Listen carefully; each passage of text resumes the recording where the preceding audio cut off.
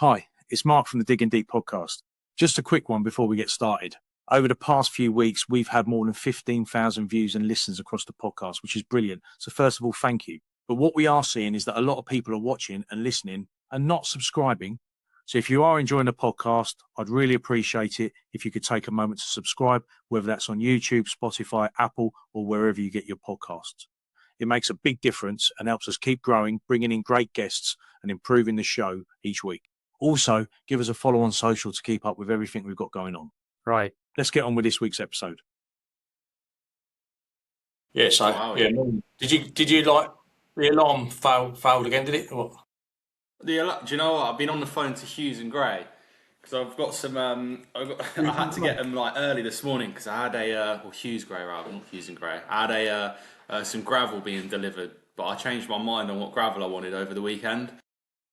So I thought I need to get them in early, quickly, straight away. They open at 7:30 and get it changed. So yeah, sorry. So you're one of them. Bungalow. This must be some bungalow. Yeah, it's huge. No, I'm joking. It's not at all.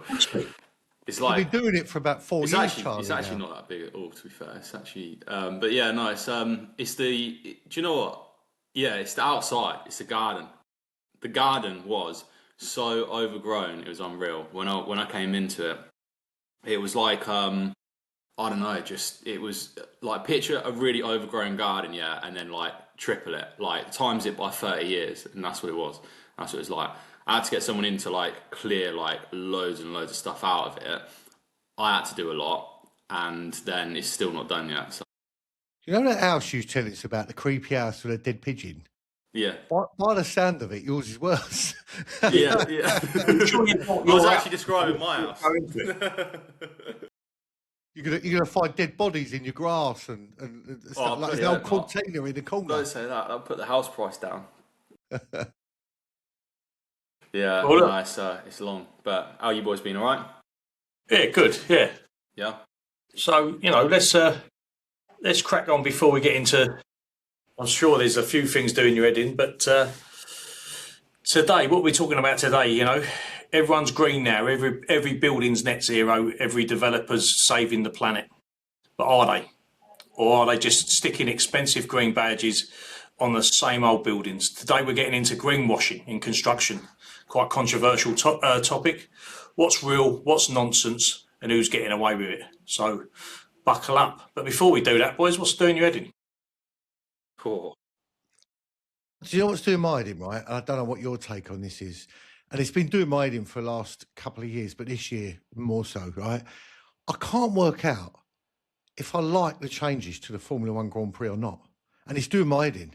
Because in one respect, you could argue, it's safer, yeah, and there's more overtaking now. But it almost feels like cheating overtaking. I don't know if you know this year's Grand Prix rules. You've got half engine, half electric. And what happens is you can use your electric to overtake an opponent, but now you've used your electric. So you've got half your brake horsepower left. So now the guy that you just overtook, he can overtake you again. What's the point of that? So when you actually watch a race now, watch one point in Formula One, though. Yeah, but once you overtake someone, they can overtake you again. You've got A overtaking B, B overtaking A overtakes B again, B overtakes A again. So arguably, you could say, there's loads of overtaking opportunities. Are we just? It feels like they're just inserting overtaking opportunities, but they're not proper overtaking opportunities. Do you see what I mean? Yeah, I'm not really. I've never really been a massive F1 fan because of probably the opposite to what you're saying, actually, Mark. Because I've always looked at it and gone, well, if someone gets ahead, it's really hard to catch them and get round them. So maybe that's why they've done it. I don't know. But the trouble with sport is they change everything all the time. You wait till the World Cup comes, there'll be about 4 or 5 different rule changes that we've never heard of. I've heard that you've got to get off the pitch in 10 seconds. And I don't think just leave things alone. But that might be our age, Mark. Maybe, yeah. Have they got to use like new fuel or something, sustainable fuels or something like that as well, or has that been in play for a while? Or I thought they had, but obviously half this year is a major thing because in previous years the electric made up a small percentage of the total brake horsepower available to a driver. Yeah, so if you had an electric failure which did happen, I think, in Monaco. Was it last year? You can still win the race. But now, what they've done now is they've said, no, it's 50-50. You got 50% of your brake horsepower comes from conventional engine. 50% of the brake horsepower comes from electric now. What does it sound like now as well? Is it not? I bet it's not as. Because it used to sound epic, didn't it? Yeah, it is. And funny enough, I've noticed an influx. Hairdryers going around. Yeah, it's an influx of YouTube videos now saying this is what it used to sound like with the V10s flying around the track. So yeah, it doesn't sound like it used to either. Yeah, they used to scream around there. Yeah, but because that used to be. You've got to understand what Formula One was always about, and motor racing was all about. And I learned this from the guy who's set up Formula E. I listened to him at an event that I was at. Everything from motor racing ends up in the commercial vehicle industry. So we're even down to wing mirrors and braking capacities, and electric cars were tested. Remember that they had to test to get braking in electric cars. They on the Formula One, they did it, and what they did is they took the brakes off it because they realised that powering up was the same as powering down. So they took the brakes off. So everything advancement-wise in Formula One ends up commercially. So maybe that's why it's changes so much over the years. It was diesel engines, wasn't it? It was then petrol engines, and then it's now going semi-hybrid. And I think that's just the technologies. They push the advancements, don't they, in technology that then ends up in the modern car. Perhaps maybe that's what you don't like about it, but you're driving an electric car, Mark. We know about that. So, but on that point, Formula One, I've got the same thing in a way, but similar. Saturday. This was like, first of all, people shopping on a Saturday, but the first thing, getting to the shops with little Luigis driving around in their little Fiat 500s, and they're women and boys, a lot of young girls, and they're driving up your arse and they cut you up. And it seems there's an influx of those Formula One drivers that are just bought Fiat 500s. And I'm not getting old either. They're just driving like absolute fucking lunatics around where I live. Finally, I see one end up on the roundabout, which was really funny because they'd cut me up about 10 minutes beforehand, and I've caught up, and he was on the side on the roundabout, which was really made my day actually on Saturday. But the point being is that they're just absolutely everywhere. And then Saturday, I shouldn't have gone in the supermarket, but why does everyone go to the supermarket on Saturday? Is it the only day that people have off? Because it's absolutely crazy. And then everyone wants to use those scanner things. Yeah, and you use the scanners and go around the supermarket, and they get to the end, and the guy turns around and there's a massive queue because they're searching everything. So they want because they check everything that people have scanned, because there's obviously people just nick, don't they? So what's the point in them? Aren't they supposed to be like quick thing? I never worked out what them things were. To be fair, like I was never the person that used them. I don't know whether you boys are. Well, the first time I went there, I didn't realise that. Well, I was happily scanning away. I was well proud of myself. I got the app and scanning away, and didn't realise I was just putting everything in the trolley rather than in bags pre-packed. So when I got to the end and I paid for it, I had to then go and unpack everything before I could put them in my car. So I've worked that one out. But then everyone gets searched. So there's a massive queue around the shop. There's no one on the tills, is there? There's like one till open now where they scan through, and you either scan your own stuff or you use this part of thing. But everybody on a Saturday, that's what's done my nutting. And those Formula One drivers you're talking about, Mark, who obviously have a day off driving tiny little cars. And none of them were in it used to be BMWs, didn't it? But now it's not. It's the Fiat 500 Curse, I think. And they're all fucking young girls, about 16 or 17, 18 or whatever they are, to drive to 25, and they're absolute lunatics. I think worse than the boys were when we were younger. So there's a link there. What about you, Charlie? What's been doing my well? It's my garden theme. That is. That's what's been doing my head in. So like, obviously it's been nice Easter. 4 days off. It's been good. Got out in the garden, got some sunshine. Got got working, got digging deep actually, it's just been it has been doing my head in, because it's been something, like I say, I think 2 years I've had 2 years I've had the bungalow, but but I did most of the garden last year.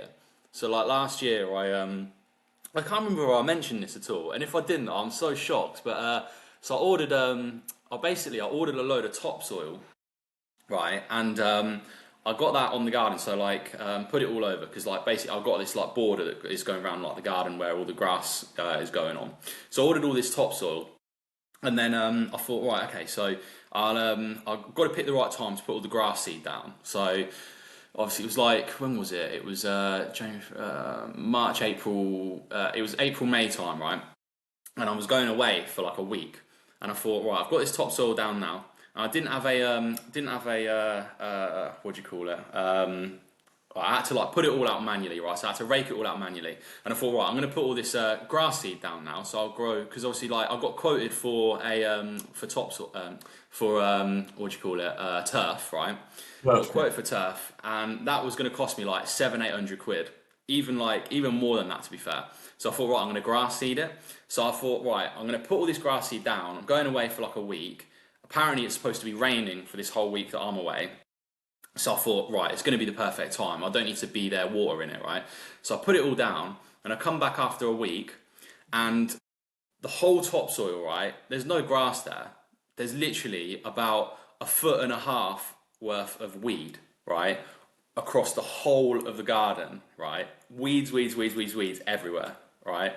So I'm thinking, well, how the flipping hell has that happened? Apparently you need to like treat topsoil, right, before you actually put down the grass seed, because it's like got all like dormant seeds and stuff in it, or dormant weeds in it. So then they just grow and they sprout up, and because I'd fertilized it all as well, so the grass would grow strong, right? It meant that all these weeds had like grown like to super strength, like say 1.5 foot over a period of like a week. And I was like, are you actually joking me? So like no grass and just weeds. So I thought, right, okay, so I'm gonna have to go around with a load of killer. So I thought, right, I'll go around with weed killer. So I killed it all off. I had to pick it all out, rake it all out, and I thought, right, now's my time. And this then got to like August time, right? And I was like, now's a good time to put the grass seed down, because it's coming to that point. You can only do it twice a year apparently. So then I put all the grass seed down, and then I bought this olive tree about a year ago, and the weed killer that I've used on the topsoil had like gone over to the olive tree and started to kill the olive tree off. So now I've had to spend I've realised that it's fully dead now, and it's probably like one of the hardiest like trees that you could buy, an olive tree. So it's almost impossible to kill them. So I think I've killed one. So that's a tick in the box as well. And then yeah, I've just spent the whole weekend trying to sort out loads of ivy, overgrown ivy, everything. It's actually insane. Ivy is the worst, man. Ivy is horrible. This does explain a few bits. I mean, that dead pigeon you saw, he's probably died from overeating your birdseed for a start. And and the second thing that comes to mind is you always start the same stories, right? Yeah, well, I looked at the money it was going to cost me. It was going to cost me £600 or £700. You think I'll learn a lesson from this? At the end of the budget, you know that grand designs when he's standing there, he says, how much did you go over budget, Charlie? And you go, well, 150 grand. Yeah. I mean, because everything you say you're going to spend, you spend double on doing it again. And honestly, when you take your time into consideration, I think you would have been better off putting the turf down than having it go. I'll beat you back on. Anyway, you make a good point. I think you made a mistake. You made a mistake using weed killer, because that's what they make feed and weed for, so that it feeds the grass seed and kills the weeds. Yeah, but Mark, you should have seen it, honestly. You've gone round with root blast. There's no mixture of grass seed killer and weed killer that would ever kill that off. I needed neat, like industrial killer, like to get rid of that. Absolutely insane. So I think people should learn a lot from this. Because I don't know, did you boys know that, right? With topsoil, you have to you either get treated topsoil or untreated topsoil. Untreated means that you'll basically have loads of weeds come up. Charlie, if I was going to get gardening tips, it would be Charlie Dimmock, not Charlie Alton. I'll be listening to that. That's for sure. Anyway, look, let's get on it. Greenwashing we've talked about. We started off there. Let's set the scene first, Mark. You must have a few key points. I've got a few stats to run through just to kind of frame what we're saying here, guys. A couple of eyebrow raising ones as well, actually. So 40% of green, 40% of green claims globally are misleading. Certifications like BREEAM and LEED focus heavily on operational carbon, and they often ignore the embodied carbon. 3 out of 110 LEED points relate to embodied emissions. Green buildings often underperform by 15 to 30% in real life. And here's a few additions as well. 40% of emissions come from the building and construction operation. Heating, cooling, lighting, and construction itself. So we don't account for the whole picture, the whole scene. Embodied carbon is 20% of UK built environment emissions. So embodied is often ignored. So I'll give you a bit of a frame that a bit more for you. So embodied carbon can be 40 to 50 megatons of CO2 per year. Yeah, that is comparable to an entire sector like aviation. So what embodied means, for those that might not know, embodied means the whole life cycle, not just, oh, this is green because we used this green brick. The embodied means we're taking into account how the brick was made, where the brick come from, where it was mined. A bit like the electric battery, then, really. Everyone's saying it's green to use, but it's not, is it? Because it takes some savage mining. Yeah, exactly. So embodied means we're taking into the account of the entire life cycle, not just of what the brick is, but where the bricks come from and how it was made. Construction emissions are still rising. UK construction emissions are 30% higher than 30 years ago, despite all the greening. So that just kind of, I've got a few more, but I think we've hit on a few interesting points there. So what do we reckon the contractor challenges then on that? Charlie boy. What's that? So the contractor challenge. From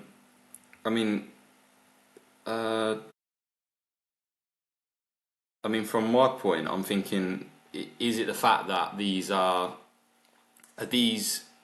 buildings? Are we giving like the awards away to the actual drawings and not the buildings themselves, or is it a case of, because obviously, is it a case of is it a paperwork exercise where it's just a case of if it's built badly but the paperwork's filled out right, is that still classed as green, or what's going on in that respect?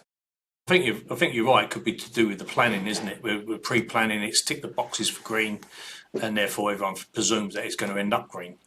But you can see some of the cladding issues in the industry have been exactly that, where everyone believes that things have been put in correctly and they haven't. Hence the Grenfell and the British safety regulations now on trying to get cladding done. So, but while you're on that certification, let's start with the certification and BREEAM and LEED. Are they actually meaningful, or just a tick box exercise? You think, is that what you're saying, Charlie? Yeah, I don't know if it's like a bit of a point chasing system. I'm not sure. When you talk about like sort of the embodied cycle, and the fact that you say that it's gone up 30% in what was it, the last like 20 years or 30 so? years. 30 years. 30% in 30 years. That's insane to me. Do you think that's because do you think that they counted it like properly before? I guess they've redone these like sums and stuff, and they would have worked out that 30 years ago, it would have been 30% less. So it's like, that to me is absolutely insane, given the fact with all probably the new systems and I don't know, the new processes and everything that they do, but they probably got potentially a lot more stringent on like calculating it all. Is it a case of like obviously I don't know like a huge amount about this sort of stuff. This isn't like from all of my industry. When you mentioned sort of greenwashing, I was thinking putting the washing on, to be honest, and putting the green in the green section. To me, I'm thinking, what's it all about? The one thing I will say is, like, I know this is slightly off topic from it, but you've got things that like solar panels and making like your house more efficient and stuff like that these days as well, haven't you? And it's like, you could potentially go and spend like, you know, the best part of, I don't know, 20 grand on a bunch of solar panels. And in terms of like what you'll actually get back, is it will take you about 30 years to actually make the money back from it. So is it also like a similar situation in that respect as well? And I think this is one of the challenges we've got is, you know, if you whack in a few bike racks in a solar panel, is the contractor now a hero? Yeah. Who goes in and checks the building later? And this is a prime example where I live. They built a co-op down the road. Yeah. It's a brand new co-op. When it was put in, a massive bike rack all up the side, encouraged people to cycle to the shop, right? For some reason, a year later, so there must be like something they check. A year later, the bike rack's gone. So obviously, the final checks happened a year later. Oh yeah, they've got a bike rack, lovely. Then they've decided, no, we don't want to maintain the bike rack, so they scrap it. You think the whole thing about solar panels is exactly the same, where solar panels isn't. I mean, when solar panels came out originally, you know, and one or two entrepreneurs, if you like, in the farm in industry maybe had one or two in their buildings, it powered their house. But now it doesn't do that, does it? It gets power back in to the grid. Well, it's like that grid's eaten up, by what we do every day. We're using AI. Right, so we've created a massive power drain. So we're not actually probably using the same energy to warm and light our houses up. And you get like the solar panels, and then it's like, you know, in order to, so like, yeah, okay, well done, you got solar panels, but actually now you need like a battery system as well. So, you know, the power that you generate, you can then store, and then you can use it when you're not like sort of, you know, you can store it obviously and use it when you want to then. So it's almost like, are these sort of all the certifications based on the design intent and not real performance? Is that what's sort of going on most of the time in this sort of situation, or is it a case that they do all these checks like after it's built, or what?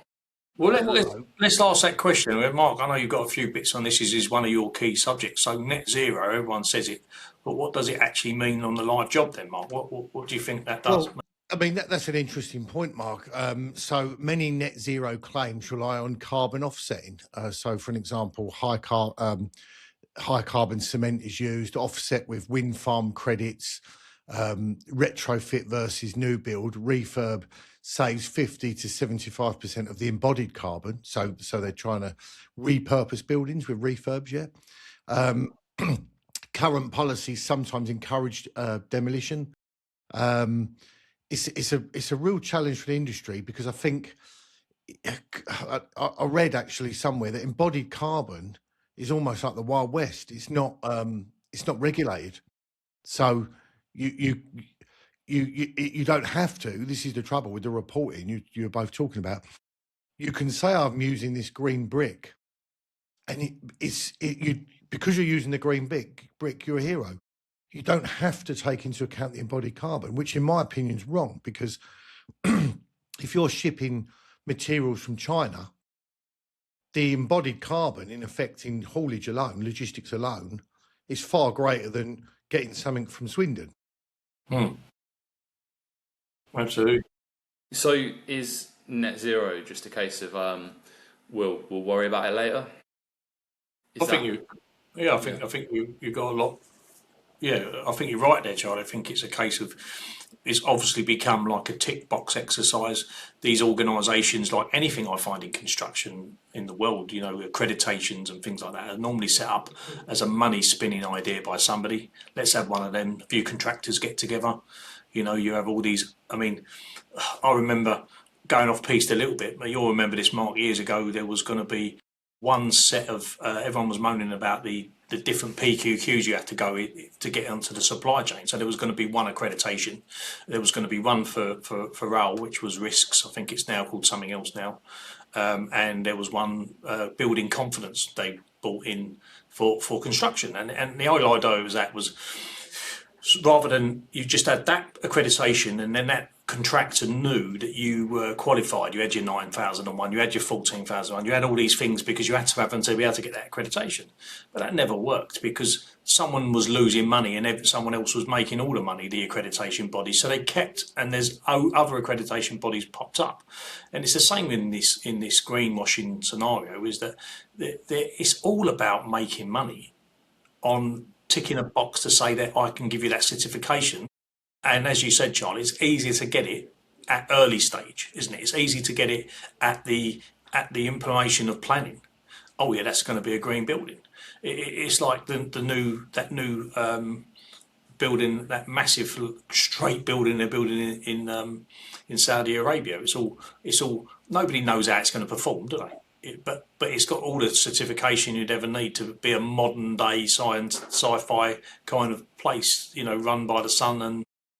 Have they stopped doing that or something now, or are they doing it on like a reduced scale, like a significantly reduced scale?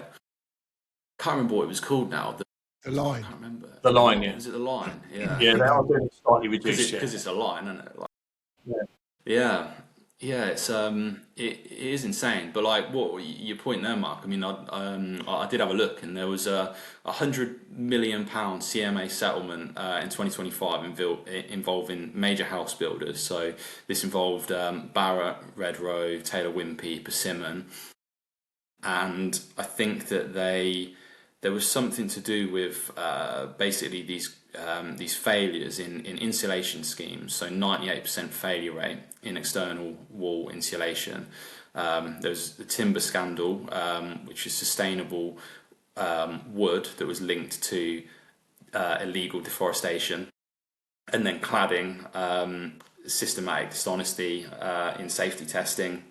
So it's almost like a case of, like you say, we're trying to tick these boxes, and then they're actually it's not all what it seems. In actual fact, it's probably doing the reverse, and it's not, it's probably making things way worse, which is probably why there's still 30%, to be fair. We've seen some of that impact. So the Grenfell fire showed that there was an issue with that particular building. But then when they started to look at this and started looking at the cladding and the dishonesty, as you mentioned there, in the safety testing, it meant that the government had to come up with that British safety regulation that everything had to be signed off. The problem before it was built and the materials used had to be regulated now, which is what should have happened in the first place.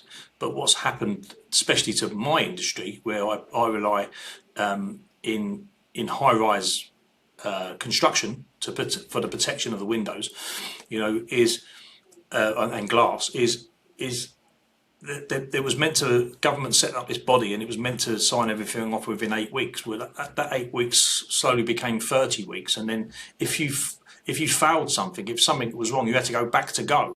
So some of the buildings that was meant to go up in last April, literally last April, as in not April 2026, but April 2025. Aren't even going to start till late this year, 2026, and then early 2027, which means that some of the money, I mean, imagine if you're a fund, like a pension fund.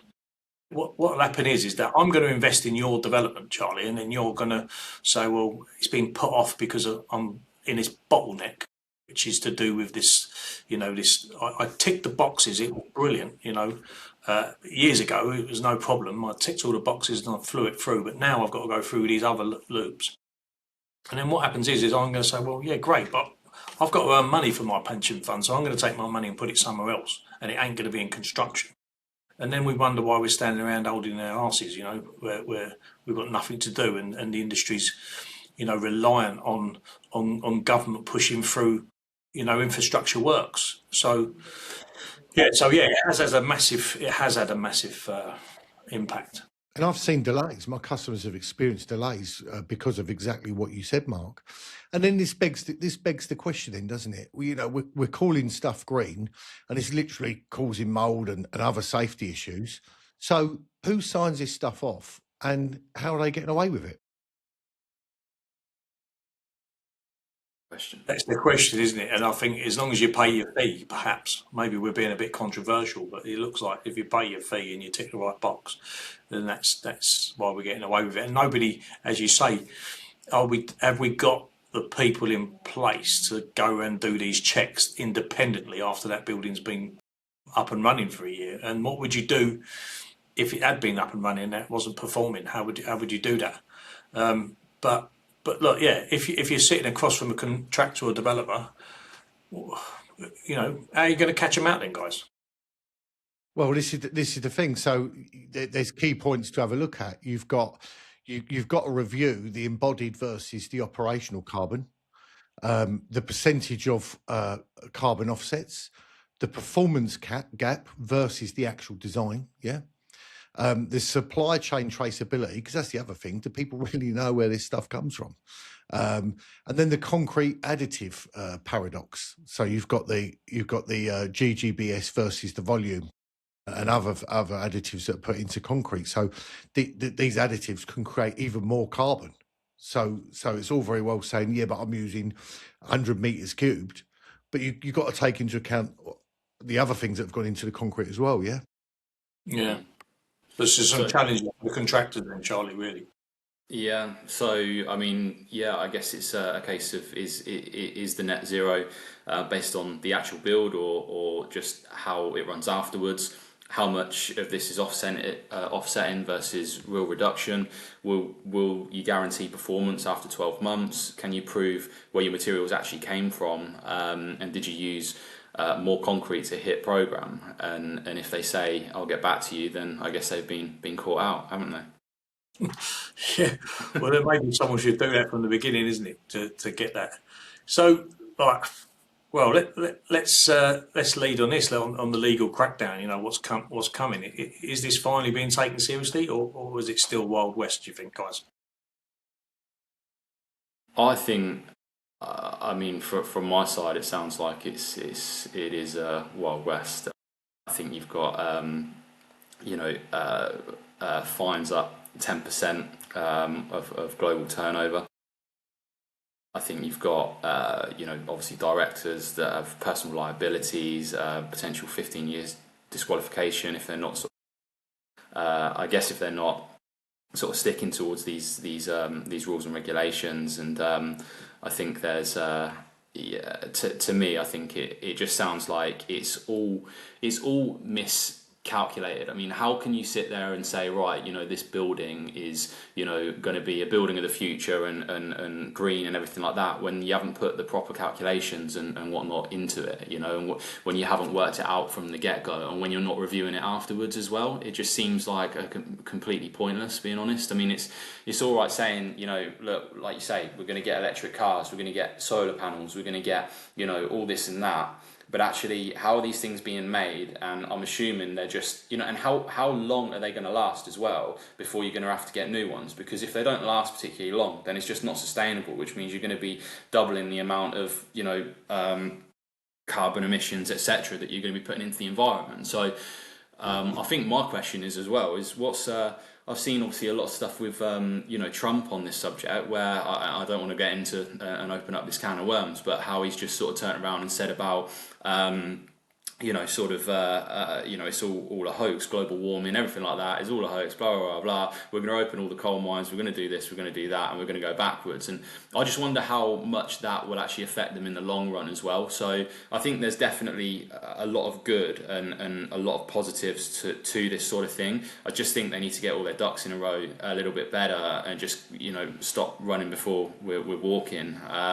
It's like my argument as well is that with technology moving the way that it is, are we investing lots and lots of money into different green infrastructures, green processes, etc., that we're making mistakes on, that potentially 5 to 10 years down the line, technology could have just pointed us in the right direction in the first place? So all of that learning we wouldn't have had to have done, because technology, AI, quantum computing, etc., would have sort of pointed us in the right direction in that respect. Does that make sense? Well, it does, and I think it's the same. We don't learn any lessons.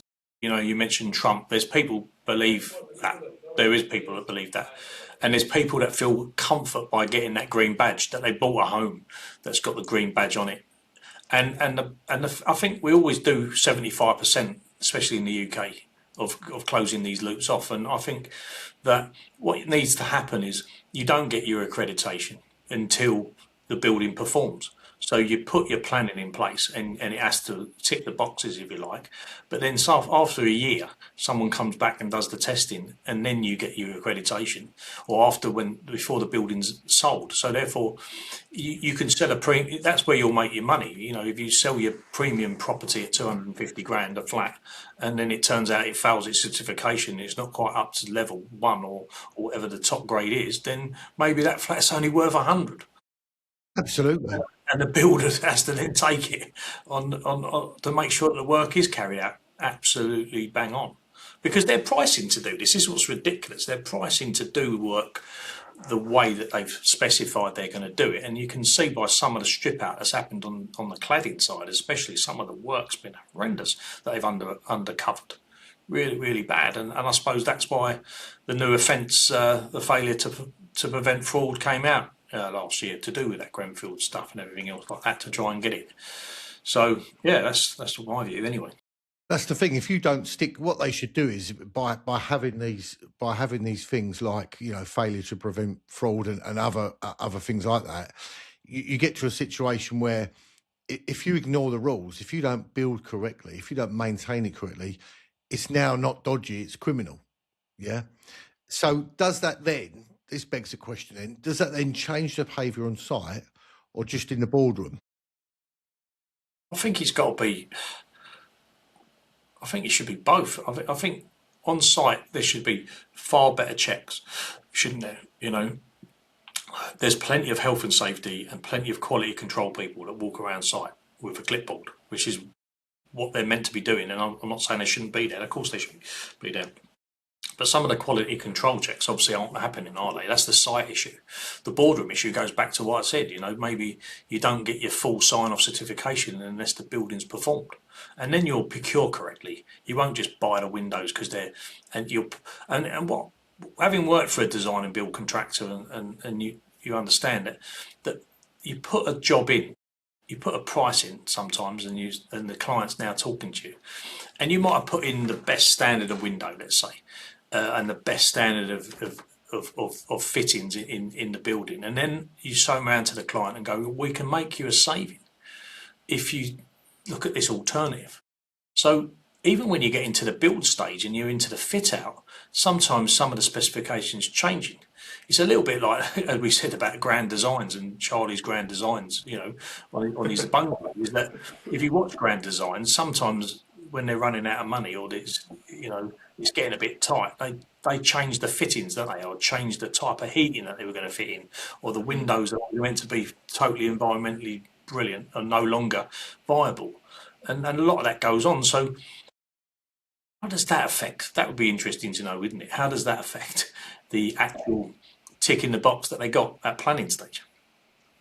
So have we worked that out? Are they getting reviewed after it's been built as well? You'd have to have a sign off, but immediately afterwards. But that doesn't give you a performance relating, does it? I mean, you want to see how that building performs. You know, and maybe people should. I know this is never going to happen, but in the real world, you know, maybe people should pay 250 grand for that certificate, and then when it fails after 1 year, they get 50 grand back. Yeah. That'd be interesting to see how. I'll bet it won't fail. I'll bet it's that's the whole point, isn't it? We need buildings that perform in real life, not just on someone's spreadsheet. Yeah. So yeah, you know, should green construction be about building better or just looking better on paper? If we don't fix this, net zero becomes a net nothing. Do you think? Well, less green badges and more proper buildings. What do we think? Because I think, to be honest, all of this, you know, it just seems like, I mean, it's great, the intention's great, but it's just if it's not done properly, there's no point in doing it at all, being honest. It's just it's pointless. And you've got, the other thing is like, arguably as well, you've got buildings that have lasted like hundreds and hundreds of years that, you know, we've got in Britain, and it's like, if you looked at them, you know, and how much carbon emissions they would have taken to build back in the day, and then, you know, versus how long they've actually last. We've never had to build them again. We've never had to, you know, sort of change too much again. It just sort of, I think in total, you sort of just go back to old school building. But it doesn't suit the economy, does it? Because it's like we've still got the same models that we had from the Great Depression in 1920 in America, when they were building things to last. And that was what was the problem, is they built things to last. Like you buy your fridge and it would last for 15 years. Well, the company went bust because they sold a few fridges and there was no market left. So what they started to do is make things that started to break down. And you replace them. And it's the same with buildings. You know, you look at someone who runs the city of London and whatever, and he looks at all those small spaces that he's got. He needs somebody to perhaps every 20 years, 30 years, knocking a building down and making another one. And that's the problem you've got. If you build them like you're right, Charlie, you build them the way you should build them, then we wouldn't have a worry. But we don't. And to keep employment going, I suppose, and keep the economy going, we tend to like things that come down. But you know, look, it's been a great discussion. I'd like to hear a few people like get in touch and understand their views. You know, people who are actually on site. Anything else for you, Mark? No, I think one of the key takeaways for me, certainly talking about this, is the embodied carbon. I think that is a really interesting subject in itself. And basically the embodied carbon being the hidden carbon, the manufacturing side, the logistics side of getting it to site, say, for example. Yeah. So if you can build, I don't know, let's say you've got a roof truss and it's green because it's grown by a certain tree and everything else like that. But if the roof truss comes from Japan, that's the embodied carbon in the logistics of getting it there. So for me, just the takeaway is what is being done about the embodied carbon. Yeah. Because there's real lapse regulation on that. So as long as you can say, I've got a green so-and-so, you're allowed to get it from anywhere, made in any way possible. Yeah, they got to sort that out, definitely. That's a fundamental thing. That's part of it, isn't it? Really, like, as far as I'm concerned, you can't not count that. So if they don't count that, that's crazy. They haven't been, and that's I think that's the challenge. Yeah. But really interesting subject today, guys. Yeah. So everyone, thanks for listening and get involved if you can with the chat on LinkedIn and everything else. So next time someone says net zero, just remember, ask them how. So thank you very much, and see you next time. Gonna go put my greenwashing on now. Good man. The opinions expressed within this podcast are solely the individuals and do not reflect the opinions and beliefs of the sponsors or its affiliates.